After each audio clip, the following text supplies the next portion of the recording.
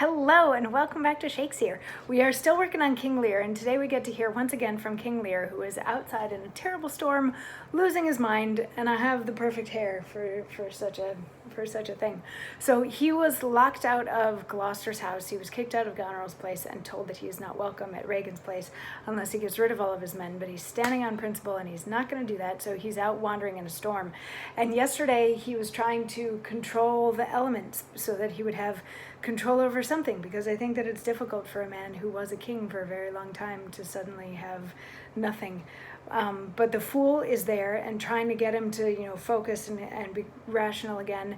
And Kent has shown up, and they're kind of looking out for him and trying to get him to come inside into this little hovel that they found, because the storm is just horrible where they are. And King Lear is still mad and not really paying a lot of attention to the people around him, and he says, "Let the great goddess that keep this dreadful powder over our heads find out their enemies now. Tremble, thou wretch that hast within thee undivulged crimes, unwhipped of justice. Hide thee, thou bloody hand, thou perjured, and thou simular of virtue that art incestuous, caitiff to pieces, shake that under covert and convenient seeming has practiced on man's life.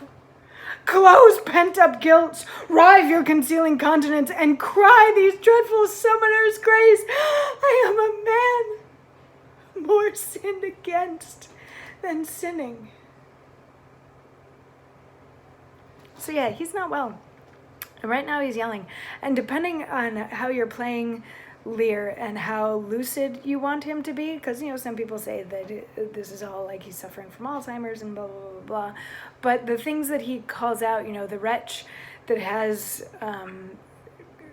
unresolved crimes for which they haven't answered, and the bloody hand, and the one who's committed perjury, like you could say that he's going back and calling out the sins of those who have done things wrong to him, like Goneril and Regan, and throw in there Cordelia, who he feels abandoned him, and Kent, who he felt abandoned him, even though Kent is in disguise with him there right now. So then he ends on a note of a sort of a pity party, where he's like, people have been really, really horrible to me. And the fool and Kent are both there, and they're like, yeah, this storm, terrible. Maybe we should get inside.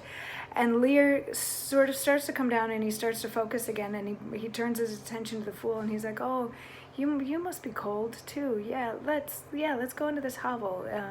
Even though it's kind of sad, it's strange how these conditions that we're in can make a sad little hovel a precious thing.